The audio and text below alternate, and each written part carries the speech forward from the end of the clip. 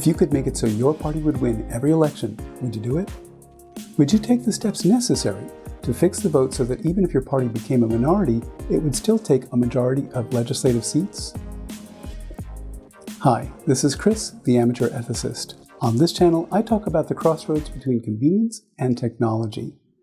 If you're interested in that kind of thing, I hope you'll join me. Subscribe, hit the like button, ring the bell icon, and share this channel with your friends. Gerrymandering.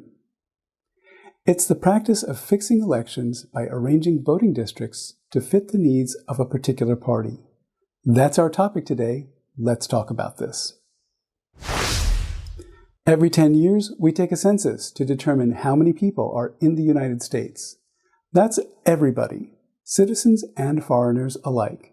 It's important enough that it's part of our original Constitution. Measuring the populace is a fair and equitable way to find out how many representatives each state requires. However, early on in our government's history, a guy named Abolish Gerry figured out that he could help himself and his party if he could use those census numbers to hack voter districts in Massachusetts so that he would be more likely to win. It was obviously unethical, but there's no laws against the practice. It raised a lot of questions. The new lines packed a lot of Federalist citizens who would vote against Republicans into one district. The end result was that even though Gerry's Republicans had fewer total votes than the Federalists, the Republicans won considerably more seats than was equitable under what should have been an otherwise fair system. And if one squinted at that district, it sort of looked remotely like a salamander.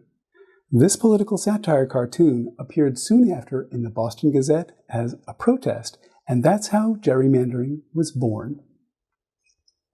Since then, gerrymandering has become a way of life to which most of us Americans are completely oblivious.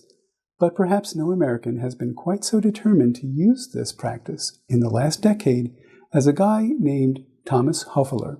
When Republicans gained considerable control after the 2010 census, they all called on Hofeller to redistrict their states from 2010 through 2017 so that even if there were a large Democratic contingent, the representatives would still end up favoring the Republican Party.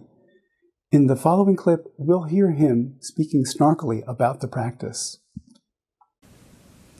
Of course, redistricting is democracy at work. Redistricting is like an election in reverse. It's a great event. Usually the voters get to pick the politicians.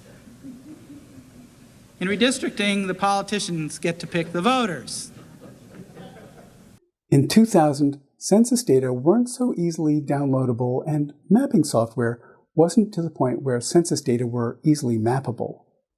But by 2010, any U.S. citizen could download U.S. census data quickly and efficiently. Free and powerful mapping software became available to mine census data.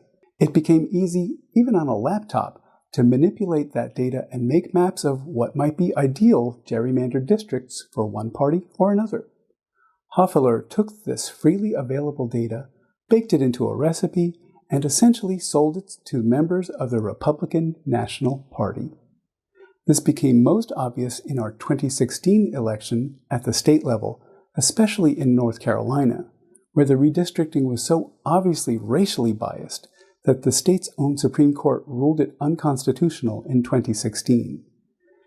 They had to redraw the district maps.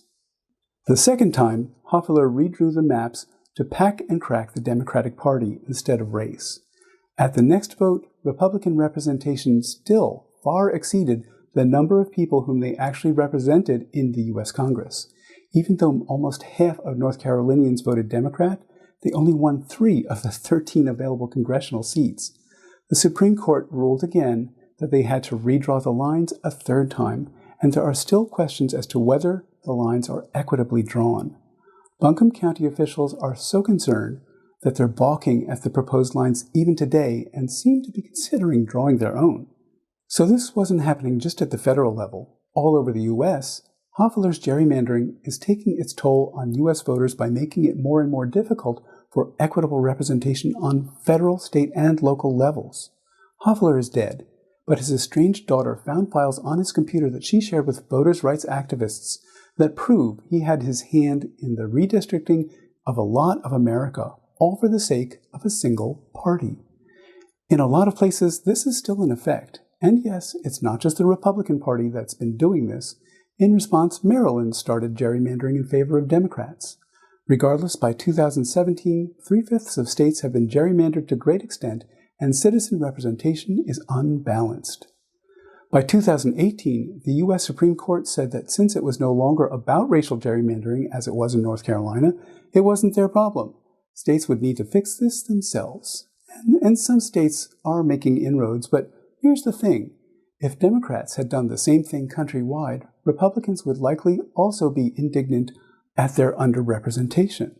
Regardless of which party is doing the gerrymandering, if it becomes impossible to vote a party out of office, you have birthed a de facto one-party system that allows a minority to rule. That's a recipe for legislative disaster, as we've seen in many non-democratic countries. Why? Because parties change. The Republican Party of today isn't the Republican Party of Nixon's time, and especially not of Lincoln's time or Jerry's. If Lincoln had been a president today, his views would be more aligned to the current Democratic Party. At some point, it's likely your party will no longer represent your views, even when your party is the ruling party. What will you do when you cross that threshold? What will you do when you are no longer truly represented? Gerrymandering needs to be abolished. But what do we replace it with? Maths. We need a fair algorithmic method for redrawing district lines at every census. One way would be to use the Shortest-Splitline algorithm, but this hack has some huge flaws. To learn more about this method, check out CGP Grey's video. Since then, a guy named Brian Olson came up with an even fairer methodology that adapts Shortest-Splitline. He calls it algorithmic gerrymandering. See links in the show notes. Districts are fairer, impartial, and yield a representation that closer approximates the percentage of actual parties that vote. Because free data and free software allow anyone with a laptop and the knowledge to peruse non-proprietary free and open source algorithms, voters' rights activists and interested individuals can use mock election results and student t-test forensics to determine whether the new census redistricting is fair. Brian Olson talks about this method in this video from 2017. The first new amendment I would create would be for the abolishment of gerrymandering at local, state, and federal levels in favor of algorithmic gerrymandering.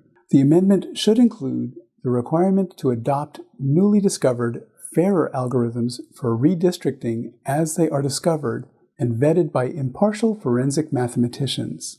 States and localities would be required to hire 2 separate nonpartisan forensic maths professional committees from universities at 2 other states to use methods like Olson's to calculate and determine the equity of the census redistricting lines prior to their use. This would be a first step toward equity and fairness in representation amongst voters. No party should be unfairly over- or underrepresented. In the previous video, I suggested that I had a few ideas on how I would amend the Constitution. This is the first change I would make. It's not addressed in our existing Constitution, nor in any of its amendments. It's nonpartisan and benefits all parties that might be represented. I'll be honest though, I know it's not a perfect answer. It's just better than what we already have. And we can improve it as we go along. Fail forward. I'm curious though. I'll bet I'm not the only one who's thought about this. Do you have ideas for redistricting? How would you approach the gerrymandering challenge? Why not chat about it in the comments below? So that's what's going through my head today. I hope I've got you thinking. I hope you learned something. If you have, please subscribe, hit the like button, and ring the bell icon so you won't miss any future videos. Visit my website and share this channel with your friends. Thanks for crossing the road with me today. This is Chris, the amateur ethicist, and I hope you'll see me in the next video.